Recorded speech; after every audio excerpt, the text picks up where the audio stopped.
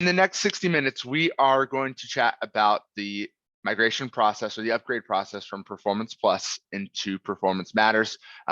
This is really supposed to be an information time slot.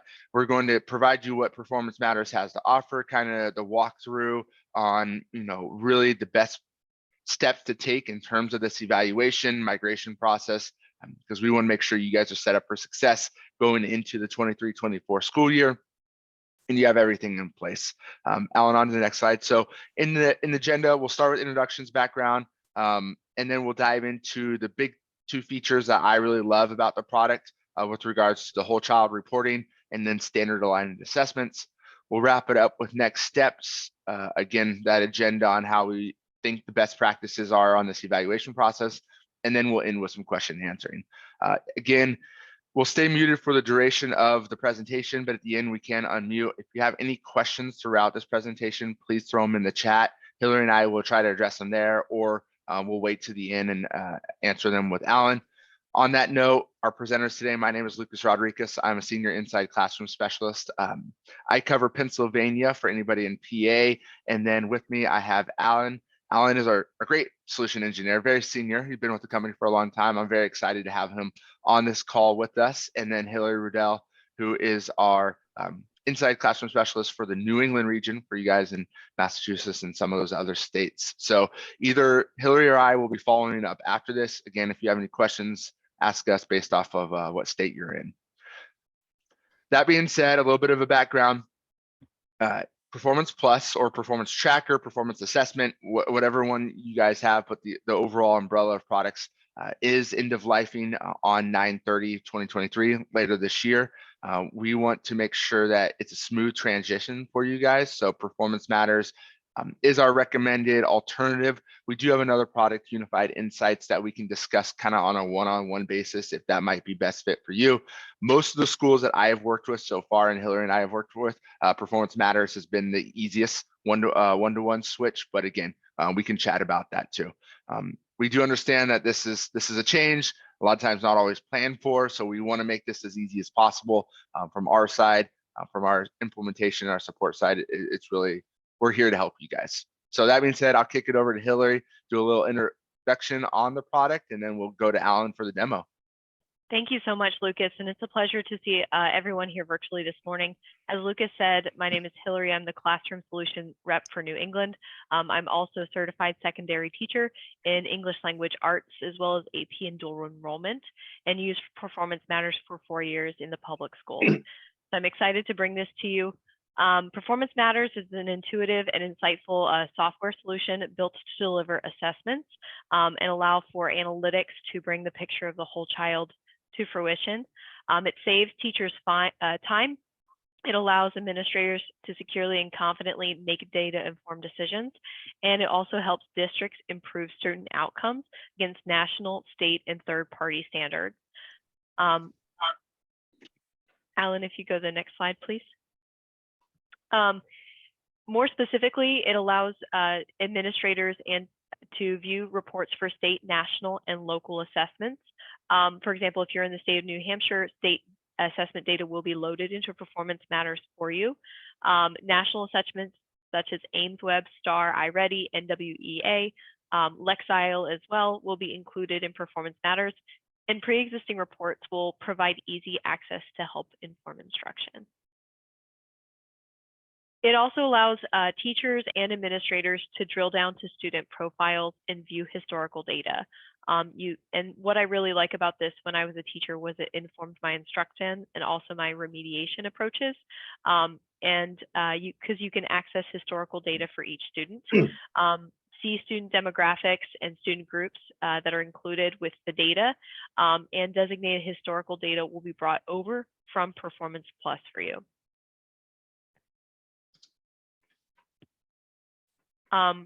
Performance Matters has a combination of analytics and assessments provided to increase options both for New Hampshire and Pennsylvania. The analytics offers the primary functionality schools have been using with Performance Plus, but with an improved UI and support. Assessment offers extensive supports, including comprehensive item level assessments for pre-K through high school. So in other words, having Performance Matters assessment analytics goes hand in hand. The ability to administer the assessments and then use that data of the assessments to inform your instruction with standards aligned questions and also observational assessments as well. And we even allow for rubrics. All of this leads to personalized instruction that's happening more efficiently with more demands here in the 21st century and technology to inform the way we use approaches, best practices, pedagogy. We want tools that are going to effectively drive our instruction to reach the most students in the most meaningful way. Included, we have pre-made item banks with over 100,000 standard aligned items covering English language arts, math, science, social studies, social, emotional, and college entrance exams. And we also have pre-made comprehensive and short formative assessments developed by PowerSchool's highly trained team of assessment professionals. And last but not least, coming back to that main point about having insights into the whole child, the ability to connect assessments, attendance, course grades, demographic data, early warning indicators, and more can inform that whole child instruction from the administrative viewpoint. So when we have these assessments, with test results, we're not just seeing those numbers for performance and looking at each question and analyzing the question itself. We're also able to cross-reference that with some early warning indicators and other data to broaden our understanding of the whole child. And with that, no problem. Thank you, Alan. From pre-K to electives, some authentic learning can only be captured through observation. So we also have observational assessments in Performance Matters. I just spoke with a school yesterday, and they have phonemic awareness and fluency assessments that they conduct that they want to log in the observational assessments and be able to cross-reference with student lexile. That's a great use of the tool. And finally, we can track student social emotional learning with CASEL-aligned pre-built surveys and an item bank. So that was a summative view of what to anticipate we're going to see today when I pass it over to Alan, who's going to show the solution. So I hope that just kind of touching on those main points gave you just a taste of what we're going to take a look at. But seeing is better than telling. So without further ado, thank you so much, Alan. Thank you, Hillary. Thank you, Lucas. Thank you so much, everyone, for carving time out of your busy Wednesday to join us for this webinar. All three of us at PowerSchool know that you folks are extremely busy. So we do appreciate you stepping away from your building, your office, your classroom to attend this webinar. Just by way of introduction, as Hillary and Lucas mentioned, my name is Alan Nguyen. I've been with PowerSchool now for over 15 years.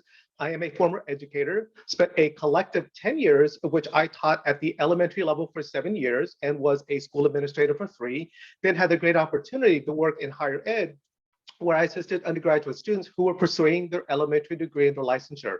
What better way than to impact the teaching profession than to, i.e., work with future teachers who are eagerly excited about matriculating into the teaching career. And then from there, I found my home at PowerSchool, and it's been 15 years ever since. So super excited to be here to walk you folks through Performance Matters. So one of the benefits of Performance Matters, and for those districts that are using PowerSchool Student Information System, is really the tight integration. Now, for those districts that are not using PowerSchool SIS, we do have ways in which we can bring all of your data from your SIS into PowerSchool. So for those folks that are familiar with PowerSchool, this is kind of the admin screen. And you'll notice on the upper right-hand corner, there's this little waffle called the app switcher. And this one app switcher allows me to easily toggle from the different PowerSchool applications and solutions based on the license that you folks have. So here in this example, for today's purpose, we're going to focus on Performance Matters. So as that building principal, as that assessment coordinator, as that principal, with one click, automatically takes me into what's called the My Dashboard. Now, as a former administrator, we had data located in disparate application and in disparate location. And the time that it took me to gather the data, the time it took me to populate it into Excel, create charts, and then be able to deliver to my staff member was rather time and labor intensive. The beauty with Performance Matters is that we bring all that data unified into one digestible, easy to consume platform to then really answer those essential key guiding questions. And so on this dashboard is essentially just a temperature of my organization. And when you think about kind of getting a temperature of the organization, those questions are, hey, what's our attendance rate? And here we're pulling the attendance rate by day, by grade level. And if you notice, as I hover over a data point, it provides me with the underlying data. And then we also have enrollment information, such as our gender, race reporting category, which is all being stored in your student information system, our student attributes and programs. So who are our LEP students, our migrant, as well as students with without disability. And then similar fashion to the attendance, we're also bringing in discipline data by month and also by grade level. Now, discipline data could be stored in your SIS. Discipline data could be utilized in a different platform that perhaps you folks are using. So we can bring essentially any data outside or within your SIS. And then, as Hillary mentioned, we do also have an assessment platform, which is what we'll take a look at towards the end of the webinar today. But oftentimes, as an administrator, we've just administered the English language 10th grade benchmark assessment. And as this administrator, I want to be able to look at our student item analysis, how many standards were assessed, the number of items that were assessed, and then most importantly, we want to be able to focus on those students that did not meet proficiency on the standards for remediation, or conversely, for those students that were advanced, we want to obviously provide them with enrichment to really challenge those students. So when you look at data, it's not always looking at data for students that are struggling. We also want to provide you with opportunities to work with those students that are advanced or performing well. And then we're going to pull in your student state assessment data. So I think in New Hampshire, it's the NHSAS, and then for Pennsylvania, it's the Keystone or the PSSA. And so again, oftentimes an administrator just wants just quick access to view data holistically on this dashboard. Now, as an administrator, or perhaps maybe as a superintendent, this is great that I'm able to see this at the organizational level. We have a couple of new building principles. I also want a little bit of insight on maybe perhaps there are schools that are struggling so that we can provide additional resources. So from this dashboard, if I have the security rights, I can easily toggle to one of my campuses, and we'll scroll down and we'll take a look at Redwood High School. And you'll note that this dashboard automatically refreshes. And then you'll see there are two color codes that are overlays. The green represents the school in which we're analyzing, which is Redwood High School. And then the blue represents the district. So really think about looking at it from a macro to micro. This really facilitates that view. And again, this superintendent could have that conversation with the building principal if he or she feels that the school is struggling and performing less than that of the entire district. And so again, great way to be able to view data from an organizational perspective.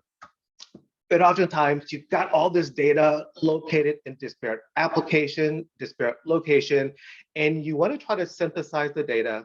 You want to try to make meaning to the data, and you're trying to answer those essential key guiding questions. And when you think about a data analytics tool such as PerformancePlus, Performance Matters, it's not so much using the solution as it is trying to understand those key essential questions. And so we'll kind of go through a couple of scenarios on asking those questions, and then show you how easy it is to build a report based on just the basic question that I'm proposing. And in this case, let's say we administer our state assessment or iReady or NWEA or MAP or DIBELS. And we want to be able to compare longitudinally over 2 years. And we want to be able to identify students who did not make growth, because that is essentially kind of that first foundation of identifying who are those students that are struggling. Now, on this baseball card report, And you'll notice that we have a bit of a baseball theme here. So the developer was a big avid baseball fan. So we're going to take a look at the baseball card report and then the scoreboard. Now, on this particular baseball card, it tells me that here at the district, we've got a little over 12,917 students. Now, this is all context-based. If I logged in as a principal at the high school, and if we have 950 students, then obviously I'm only provisioned to view my population of students. Now, if I logged in as a classroom teacher, Heather, then I'm only able to see those students for whom I'm the teacher of record. And you'll notice that there's the listing of students. And then if I were to click into a student name, which is represented by a hyperlink, it's going to take me to the student profile, or I like to call it the student story. And we'll take a look at that here momentarily as well. But I'm going to have you folks focus on the left-hand navigation menu. And you'll notice that these are a set of folders. And I like to call this a collection of libraries that stores all of your different measures. And when you think about measure, it's a piece of data, whether it be your state assessment data, whether it be a norm national assessment such as the SAT, PSAT, ACT. It could be an assessment that you've administered in Schoology. So for those districts that are using Schoology, you can bring those common formative assessments over to Performance Matters. And then obviously you can also bring in report card grades. You can also bring in all those different early warning attributes from the SIS or maybe another solution that you're using. And early warning could be attendance, it could be discipline, it could be grades, because typically those are factors that potentially could cause students to be categorized at risk. And so you'll note that I'm just going to select the second folder, which is our state local assessment by subject. And you'll notice here there are subfolders based on the different content area. And then we're going to expand into the English language arts. And you'll notice here we have two score types. We've got the scale score, and then we also have the achievement level over 3 years. The blue value to the left of the score represents the total number of students for whom we actually have scores for, right? And then also when you think about these different scale scores in the achievement level, those are all brought in, and those are all normed based on that population of students, based on that administration. So you folks aren't having to delineate what is red, what's blue, what's green, what's yellow. These color code delineation is going to be represented by the proficiency profile from the Keystone, the PSSA, or from New Hampshire, it's the NHSAS. So you folks, again, aren't having to delineate that. Also note here that what's not to say that you couldn't take the original norm score, change the scale score around, and be able to run this report using your own determined proficiency cut scores to identify a different population of students. And we did that back in the day at my school because we wanted to identify those bubble kids. And those are the ones on any given administration could pass or not pass by a few percentage points, right? So again, the way that the data is defined is very adaptable and very flexible, right? At the minimum, we'll have the scale score and it's norming for that particular administration. And so, as you notice, I selected the 2021-2022, and it automatically displays these two columns. And you'll also note that I mentioned these are those proficiency profiles based on your specific state assessment. And so you can probably surmise that blue represents advanced, maybe green is proficient, and then red is far below basic. And in my essential key asks, I wanted to identify students who did not make growth. So 2 years ago, who are the students that were proficient or advanced, which is represented by the blue and the green. So in this case, I'm going to mark off red. I'm going to mark off orange, mark off yellow, and then I'm also going to mark off white, which represents students to whom we do not have scores for that administration. Now, once I apply this swatching, essentially in layman's term, these are the students that scored in the blue and the green. Now, I could also sort and say, who are the students that scored in the blue, and then who are the students that scored in the green? Now, in the subsequent year, my ask then is, who are the students that didn't make growth? So the converse to column one is we're going to mark off blue, we're going to mark off green, and we're also going to mark up white with no scores. Once I apply the swatching, these are my 1,312 students who did not make growth year over year on our state ELA assessment. It's as easy as that. So I'm going to pause here. Any questions there, Lucas or Hillary, that I need to address, or can I go on? No questions so far. Thanks, Alan. All right. That's great stuff. Always exciting to see those. Yeah, so so we're looking at state assessment data that I often would like to triangulate data, and triangulate is maybe taking another variable or another measure and then really applying it to the set of results we have here. And so I'm going to extend that essential key guiding question, and my question is, of these students who did not make growth year over year on our state assessment, was discipline a factor in causing these 1,312 student scores to trend south?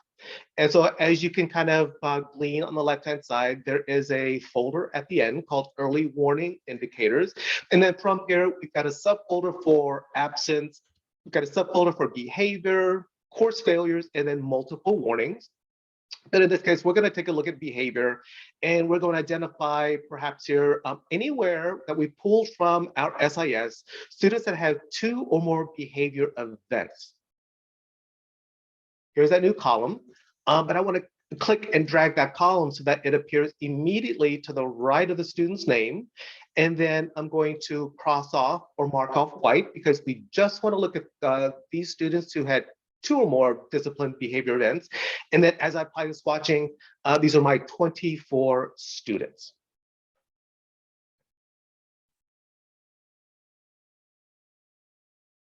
Now from here, I can download this report into Excel. And if you download it into Excel, it's going to keep the pagination, and it's also going to keep the color code, so that if you wanted to create pivot tables, if you want to use Excel to manipulate the data further, you had the data easily downloadable. I could also share this report. So if I created this as a building principal, and we're very data-driven, our school has PLCs, so I can create this as a building principal. I can share this particular report with all of my staff members.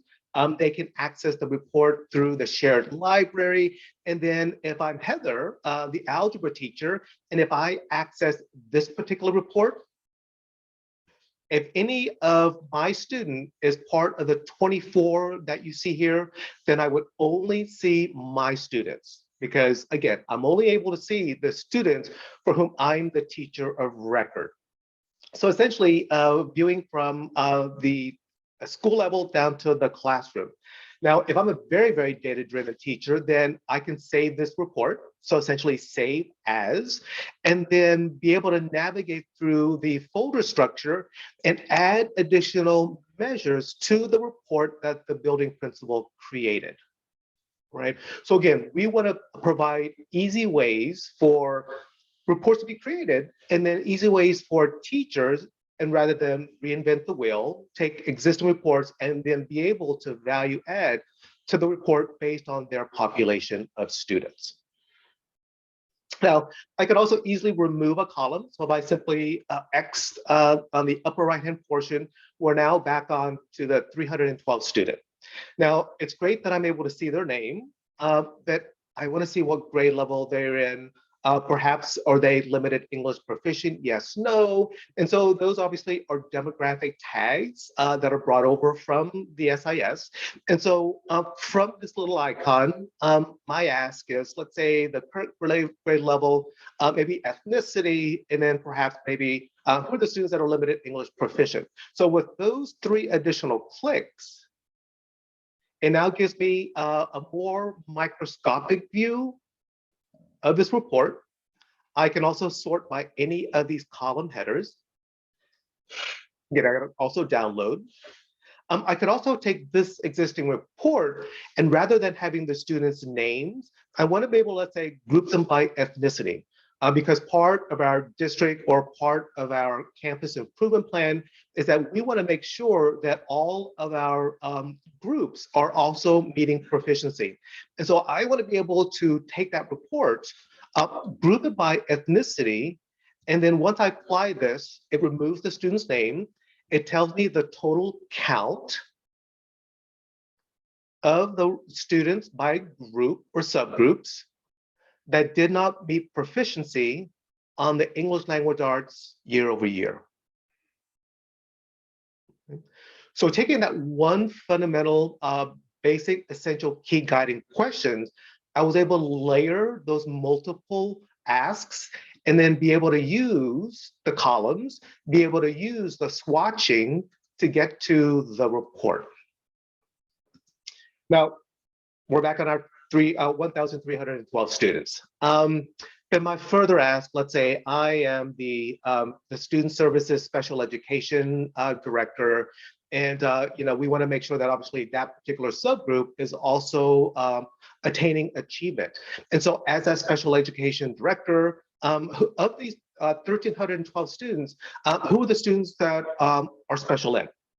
And then most importantly, let's say we'll add on another simple variable of the students that you see listed, who are the students that are male and special ed. And so rather than adding columns, we're going to focus on applying what's called a filter. And I always like to call a filter is like looking at a microscope, right? You're drilling in further and you're trying to identify certain attributes. And so these 4 columns represent the different types of filter categories.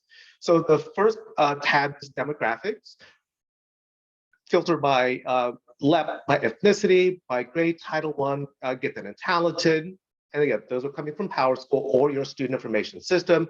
Perhaps maybe you want to look by geographical. Maybe perhaps looking at the elementary, maybe the middle of the high school, maybe drilling down to a particular teacher. So if there are teachers that are struggling, again, as an administrator, you want that hard data to be able to have that conversation with that particular teacher. And then we also have ways in which you can filter by intervention.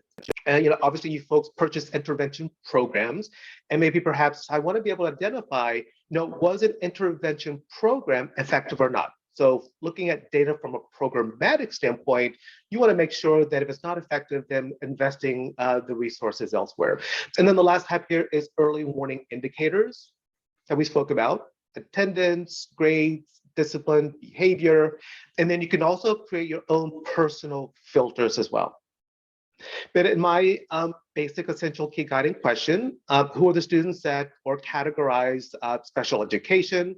So that's SWD. We'll say yes. And we've got a little over 1,500 students here at this particular organization who's special ed. And then we're going to identify perhaps your male or any of the other identifiers. And then once I apply this report, we have 89 students that are male special education that did not make growth year over year. And then just as easily as I removed a measure, I can also simply remove a filter. I'm going to pause. Any questions there from the group, Hillary or Lucas, that I need to attend to? No, the only question you answered perfectly. So that was on the filter section. So that was great timing there. One thing I will call out is on the left-hand side, we have all those data measures. This is our demo site. We have a ton. You guys might have more, you might have less. The biggest thing to call out is we can really bring in any student data that has a student ID attached to it. And as long as it's in Excel or CSV file format, we can bring it in. So really the options are endless when it comes to that data. It just needs to meet those requirements. And similar to PerformancePlus, you can submit a ticket with that data file, and then we can upload it within 24 hours, or you can also upload it yourself too. So the baseball card essentially allows you to pull different measures, and really at the end of the day, you're drilling down to a student or a population of students. I'm going to pivot over to the scoreboard report. And similar to the scoreboard report, this allows you to be able to pull the different measures using that folder file structure as you see. But note here that rather than it be the list of student names, I'm looking at this across the organization. So this is a great way to be able to compare measures across the different campuses, because similar to looking at individual students or groups of students, and we want to make sure they're making growth, you also want to make sure that your buildings are successful, and looking at data across the organization allows the superintendent, allows the central office staff to really delve into a school and then be able to provide resources where needed. So I'm just going to take that same example that we spoke about on the baseball card, and we're going to look at our ELA state assessment, and we want to be able to compare across the organization by schools. And rather than comparing across multiple years, we're going to compare the same measure. So we're going to focus on the scaled score for the 21-22 school year. And you'll note that rather than it be a checkbox, it's a plus sign. So we're going to compare this measure not only once, we're also going to compare the same measure, same column. So same measure, same column, same filters. So in this case, we've got 7,584 students who took the ELA year over year. And so, excuse me, same year. But the difference here is that we're going to apply the student filters. So I'm just going to compare this example. It's just basic, just for example purposes, is that we're going to compare our male students against our female students, and we're going to look at advanced and proficient. So the first column, we're going to add a filter, and it's going to be gender, and we're going to compare male students. And then in the second column, we're going to compare our female students. And then you'll see this is the same result, same swatching. The filters are different. So now we're going to apply the swatching, and we're going to cross off red, orange, and yellow, because we're just going to focus on the advanced and proficient first column. And we're also going to do the same for the second column. So now I can say that our female students outperformed our male students by 1 percentage point. Now, I could also compare this across the entire district. I could also drill into a particular school. So we're going to drill into Redwood High School. There's a list of teachers. And we could also drill into a particular teacher. We're going to focus on Heather Day. She's got 64 students, down to the individual section, down to the individual student. So if I click on Sarah Abrams, it now takes me to her student detail. Right? So think of kind of performance matters as an onion. You kind of peel out the layers, and really at the end of the day, it's all about the students. So once I get to the student detail, I'm able to see the demographic information that's being pulled from your SIS. I can print out a hard copy. So if I'm having a parent conference, want to provide additional information, having that conversation with that parent, then I can print a hard copy for the families. And then it also tells me that Sarah is an early warning student, and we'll take a look at that here momentarily. And so on the screen, you see the schedule that's being pulled from your SIS. You also see the attendance information. Obviously, Sarah is a very studious student. She doesn't have any discipline issues, but she does have some attendance issues. And here, these are the attendance events that we pulled over, and we've defined what those thresholds are. And then the last section here are going to be grades, not only current, but historical. We also have information for test results. And these are all the assessments that we've created, which we'll take a look at. And then I could also drill in and be able to see her results compared to the class, compared to the school, compared to the district. And if I view this report, it provides me with kind of a chart that shows where she is compared to the class, school, and the district. And then I'm also able to view the state test scores. I'm also able to view a heat map that shows in blue where she's advanced, green where she's proficient, yellow where she's kind of on that bubble, and then red where she's not meeting standard. And if I select a tile, it shows me that here's the standard that was assessed, her result, which is 58, and she underperformed her class compared to the school, compared to the district. Okay? So again, great way to be able to take our advanced reporting to be able to analyze data.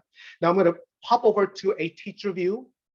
So in the day in the life of a teacher at PowerSchool, I log in as a teacher, I take attendance, I access my students' information. So all those things that the PowerSchool system districts or teachers are familiar with. And then similar to the administrator, teachers will also have what's called that app switcher on the upper right-hand corner. And from here, I can easily toggle to Performance Matters. And this is where I'm now able to see my class or my dashboard. And rather than the dashboard showing attendance, discipline, this shows a composite view of my students. Courses are being pulled from your SIS. And then these are the different attributes. So my ask is for my special education students, and then also those students that are limited English proficient. And then if I click into Mary Miller's little blue header, it now takes me to her student detail, right? So for teachers, they also have easy ways in which to access their students from their dashboard. I'm gonna pause a second. Any questions there, Lucas or Hillary, that came into the chat that I need to address?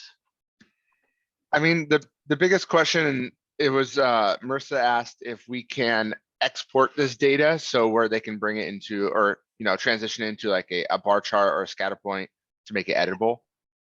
Absolutely, yep. So you can actually export the data. As you saw earlier, I exported the data out in Excel.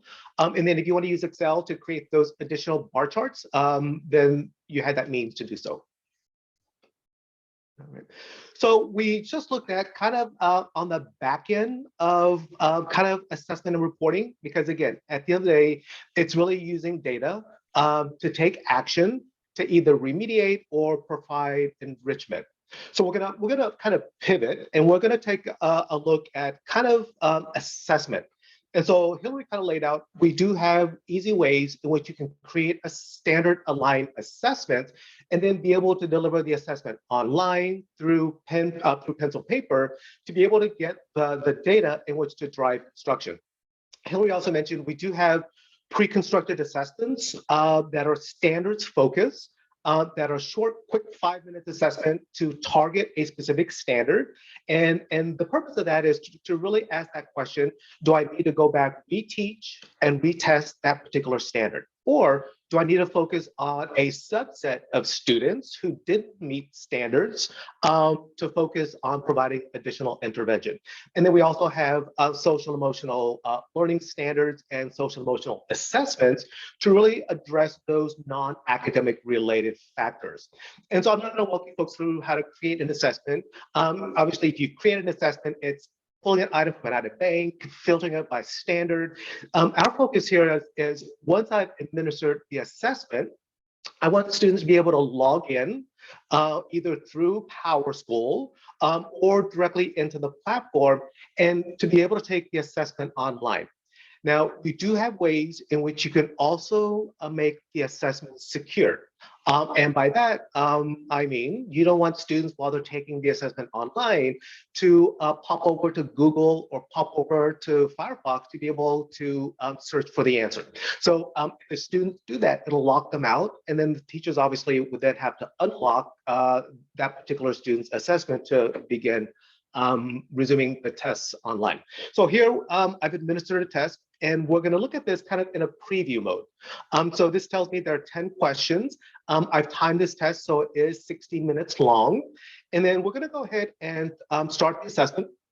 And the first thing here is that it's going to provide the students with all those different tools that they can utilize on this assessment. Now, I like to call these digital manipulatives. So if I need to use a line tool, a highlighter, perhaps I want students to use that choice eliminator, because obviously, test taking strategies is, hey, mark those ones that are, are absolutely not correct, so that you can come back to it and maybe double check the work and select the answer. And then we also have the different types of scientific calculators. Now, as I start this test, the first item that it takes me to is question number 1. You'll see here that it automatically counts down for the 60 minutes. And then note that we have different types of items to address kind of the next gen assessment. So those drag and drops, those inlines, those highlights, those drag and drops. So those are kind of the different assessment items to really address those students, because those items want students to really think more highly critical rather than just multiple choice. Note here also that you can also enable text to speech. Just give me a second here while I share my audio screen. The diagram shows the change in temperature of an air mass as it rises to form clouds. I could also use the digital manipulatives from here. So if I wanted to process elimination, I could flag to come back and complete the item again. And then I could also easily toggle from question to question. This particular one here is an open-ended constructive response where the student has to compose the question. So again, great way to quickly administer assessment to be able to get the data, again, to drive instruction. Now, I've administered this. This could be a classroom assessment, but perhaps this could be a benchmark.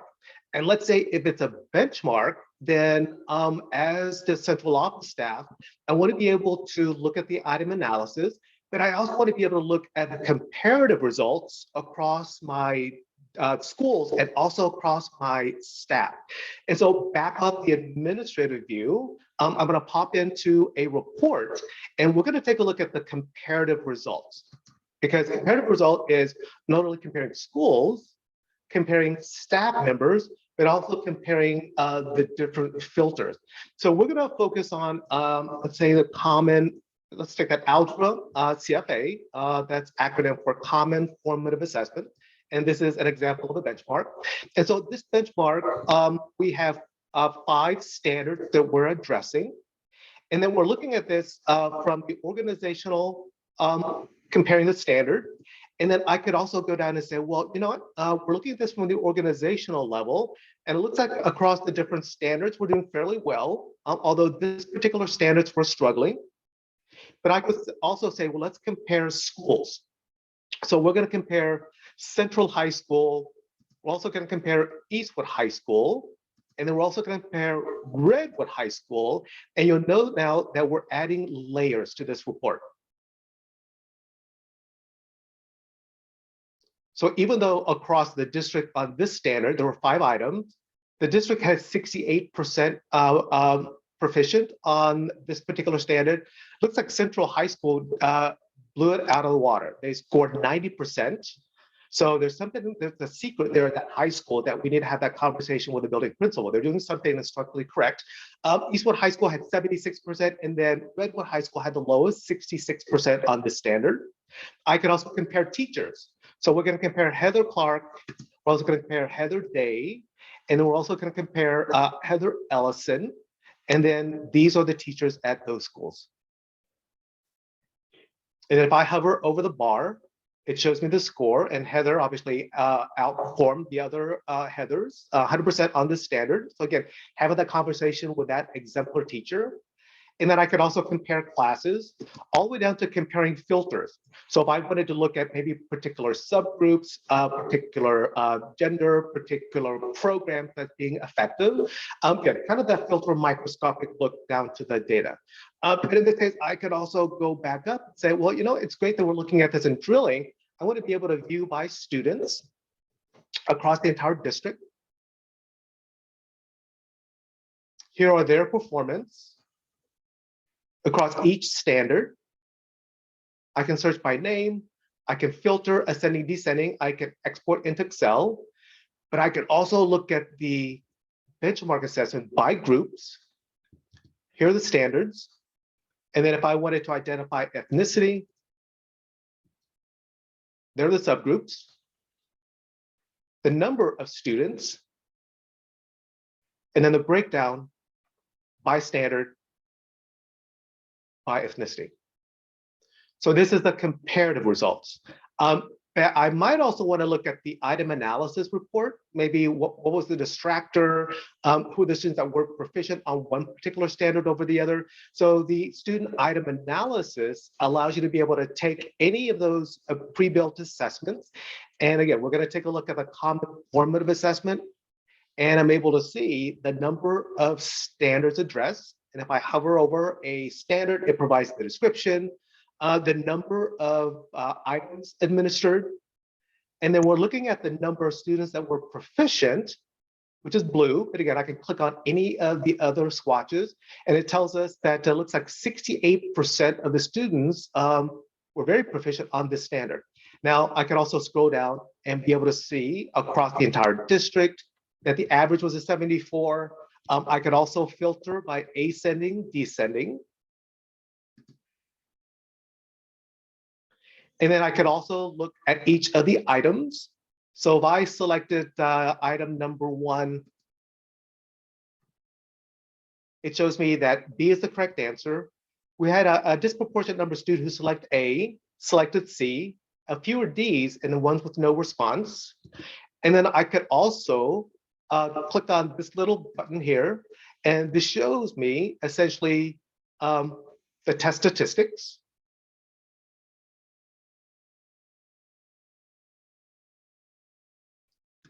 And then also a summary of the results. Right? So again, easy ways in which you can get to the data. I'm going to stop here. There, Hillary and Lucas, any particular questions? No, nothing right now. We've been able to answer them. All right. Perfect. Thanks, Alan. Okay, and then the last thing that I want to show here also is essentially being able to identify, the distractor. So what was the correct answer? Who were the students that didn't answer that correctly? And so this provides me with the distractor and also the response. And if I could jump in, Alan, looking at those questions, there's a way to see the Bloom's taxonomy of the question, right? That is correct. Yep, absolutely. Yep. And when I was a teacher, what I would do, because I taught English language arts and it wasn't quite as sequential as math, I would use the Bloom's taxonomy to inform, determine, was it the standard that was the challenge for the student, or was it the difficulty of the question, and then cross-reference that with other questions that had that same standard. So when the student stayed after school for remediation group, I would, use that time to have a targeted approach that really best used our time and concentration for their skill development. Yep, absolutely. And then we also have, here's a taxonomy that Hillary had asked. And then we also have Webb's DOK. So do we have more questions on the low rung, or do we have questions for kind of higher order synthesizing at the top tier? Now, again, we're looking at this from the district perspective. I'm going to hop back over to Heather. And Heather also has access to the item analysis, and how she can navigate to that simply through the reports, through her student item analysis, and then she can pull up that exact same test. And then she's able to see her students compared to the school, compared to the district. And again, the way that Heather navigates through the student item analysis is identical to an administrator. So from a training perspective, you train obviously, the teacher. If they become a principal, they become the superintendent. Then obviously the layout's the same, consistency just from each of those different roles. And so with that, I do want to leave some time at the end for my questions for myself, additional, or any questions that you have for my colleagues there, Hillary or Lucas.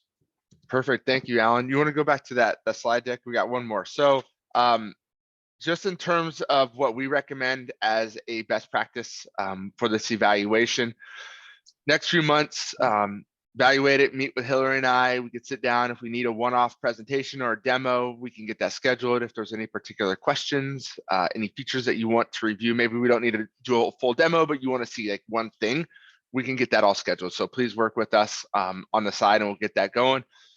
Ideally, we can get this implementation started early April. It does take a few months to transfer over your existing data that you have in PerformanceTracker or PerformancePlus into Performance Matters, as well as any new data that you want to bring in, get the provisioning set up, get it set up with the student information system, i.e. either PowerSchool SIS, eSchool Plus, or another one that you guys have. Again, we are SIS agnostic, so we can work with pretty much any SIS in the field. And then in June, August, we finish out that data. We have New Hampshire on there, same thing for PA though too as well. And then going into September, you go live. We will run the same program side by side. So until the end of the contract or the end of 9/30. So it's not going to just switch over. You'll still be able to go back and access that. For any of my PA schools on here, no, we are also building out, I get this question a lot, we are building out a tool within here, hopefully for PA graduation pathways. So that is coming. I'm working with my product development team on that. I get that asked quite a bit in PA, so just want to call that out. I think that's it for the overview. I think the last slide, Alan, is just question and answers. So we'll pause here.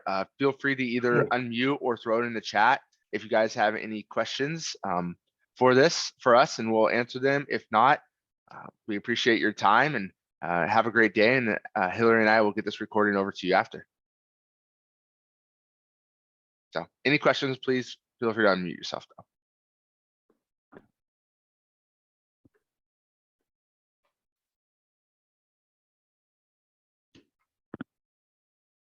I think we wowed them. Yeah. Yeah, that was always excellent to see Performance Matters. Yes, thank you, Alan, very much. All right. Thank you, everyone. Absolutely, Rebecca, and I look forward to meeting with you and several of you who have reached out proactively prior to. I look forward to continuing that conversation. Thanks, everyone, for your time. We hope you have a wonderful day. Yep, perfect. Enjoy the rest of your week and have a good month. Thank you. Thanks, Alan. Bye. Thank you, Alan.